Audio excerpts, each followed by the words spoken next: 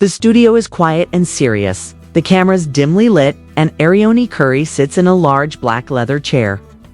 There was a confidence in her eyes that she had found for the first time in years. At the other end of the room sat Carlos King, in front of her papers. Notes and the questions he was about to shake up the whole city with. Even before the conversation began, there was a strange tension in the atmosphere, as if some great secret was about to explode.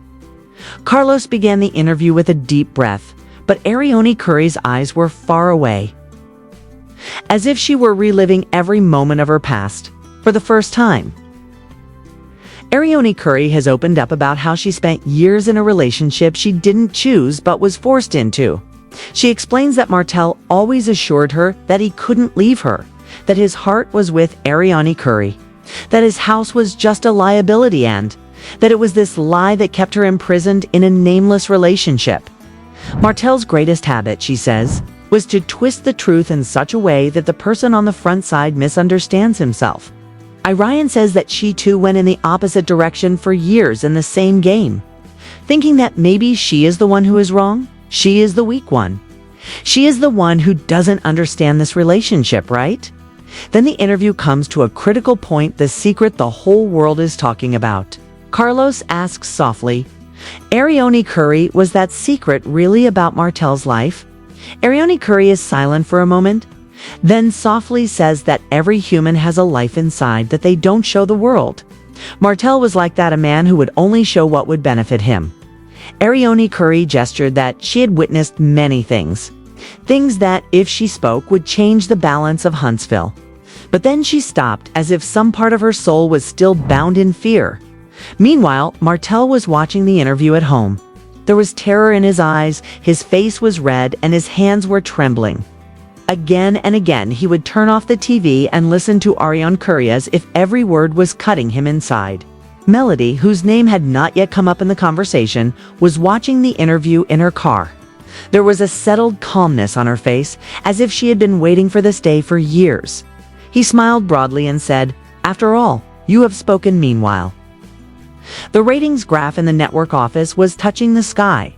The producers were happy but also worried, because they knew these revelations would lead to more drama, more clashes, and more rivalries. The next taping of the show would feature the trio of Melody, Martell, Kay, and Arionne Curry. It was going to be the most explosive show in the season's history. Meanwhile, Arionne Curry had reached the most difficult part of the conversation. Carlos asked, "Did Martell ever threaten you?" After a few moments of silence, Arionne Curry said that threats weren't always verbals. Sometimes they were emotional. Often the silence itself was a threat. That was Martell's greatest strength. He could chain someone to his emotions. Arionne Curry says that she remained chained. She wanted someone to listen to her, but the world made her a villain. People vilified me, but they never knew the battle I was going through in my own life. Just hours after Arionne Curry's interview aired, Martell's entire household was ready to erupt like a volcano. He was pacing back and forth in his living room, his steps heavy, his breathing fast, and his face flushed with anger. Arionne Curry's interview was still replaying on the TV screen. And every time they mentioned his name or hinted at it, Martell's being screamed. He finally stopped and lunged towards the TV and slammed the remote shut. "Trying to ruin me," he shouted angrily. He picked up his jacket and started to walk out. He intended to go straight to the studio. But as he reached the door, his phone vibrated. The call was from Melody. As he picked up the phone, a cold, mellowed voice was heard on the other end. "So the day you dreaded has finally arrived, Martell?" Martell stopped, as if someone had frozen him like a stone. "Melody, everything she's saying is a lie. You know it," he snapped. Melody laughed. She didn't laugh. There was a taunt, a win. "Martell, you will be more afraid when I speak, and call off." Melody has never sounded so strong. There was a new light of determination on his face. She sat in front of her makeup mirror and took a deep breath. "It's about time my side was heard," he said to himself. She called the network and said she wanted to be on the next show. But with one condition: Martell won't be told she's coming. There was an uproar in the network. Executives were constantly surrounded by calls. The social media firestorm had skyrocketed the show's ratings. But at the same time, tensions between the cast were running dangerously high. If we get the trio of Martell, Melody, and Arionne Curry together in the next show, this season will make history, said a producer. Yeah, and maybe an ambulance too, replied the other dryly.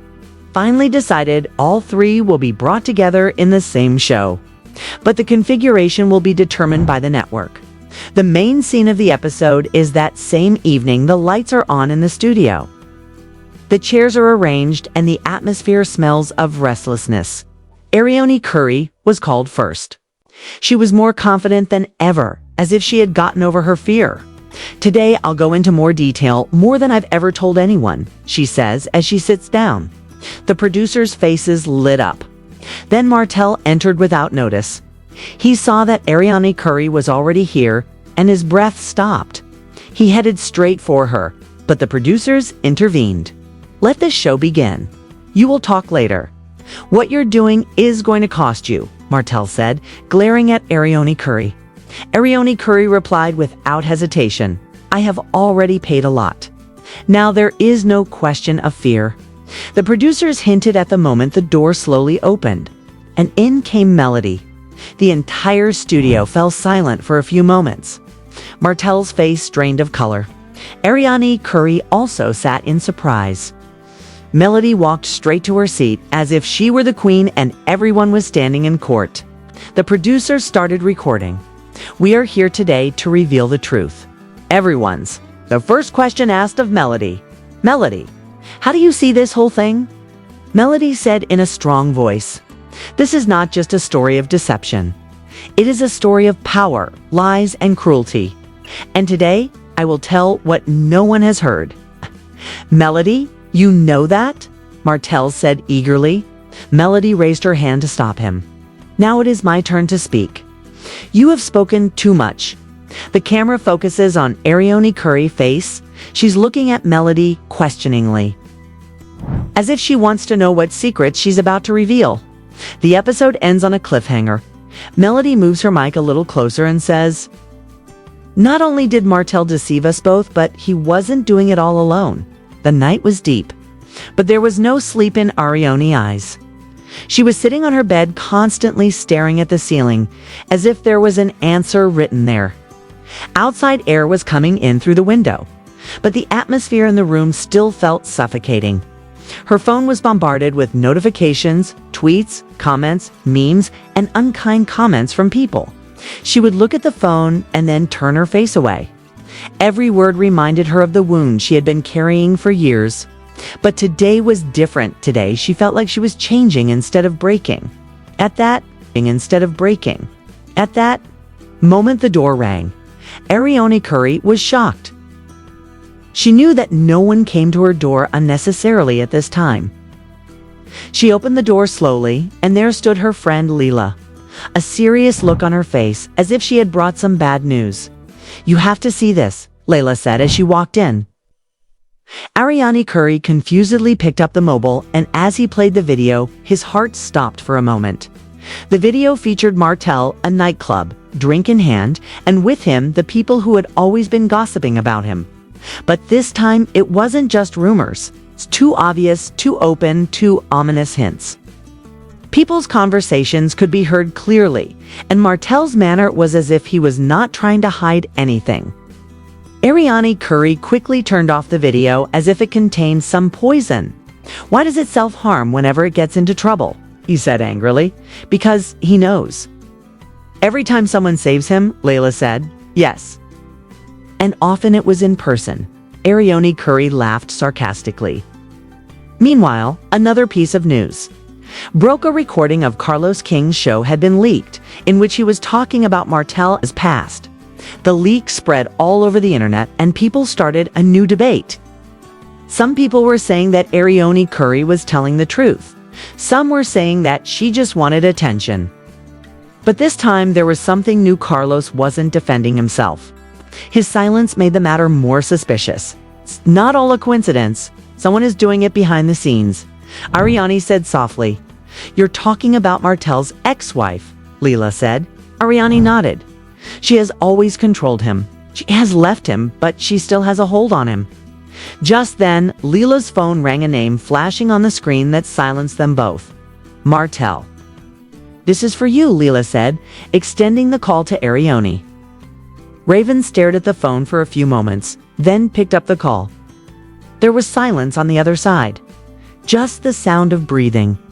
Then suddenly Martell said, "Did you see the video?" "Yes," replied Arionne Curry coldly. Martell was silent for a while and said, "You think I am?" "Not me, the world is seeing what you are," Arionne said, controlling his anger. "If you leave me, if you keep speaking against me, then everything will be over," Martell said softly. "I'm already finished, Martell." Arionne Curry replied in a nonchalant tone. "You finished me off years ago." The phone went off. Arionne threw the phone on the bed. "What does he want?" asked Leila. "He wants to keep me quiet as always," replied Arionne. But this time Arionne's eyes did not have that old weakness. There was a fire to avenge his pain, a fire to reclaim his voice. That same night, Arionne Curry opened the laptop, typed a long note, and then posted it to his story, a note that shook the internet. There were truths in it. Truths she had been holding back for years. He didn't name names, but every sentence hit Martell like an arrow. People went crazy the next moment and started arguing about it. Some came in as support, some against him, but now one thing was clear. Arionne Curry was not going to stay silent. That's when Martell's long, vague, emotional message came out in which he didn't admit his mistakes but tried to prove himself wrong. People immediately started calling him a liar. And then the next morning, there was a big explosion. Carla King announced that he was recording an exclusive interview. And who would be the guest? Arionne Curry.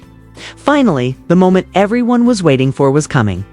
A moment that would change this story forever. Arionne has broken years of silence, and this time she's back not as weak as before, but as a storm.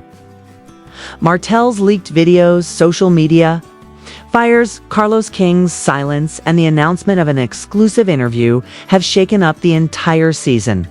Every relationship is on the brink of collapse. Every secret is about to be revealed. And every character is nearing the end of their own destiny. This episode is not a game. It's a war, true war.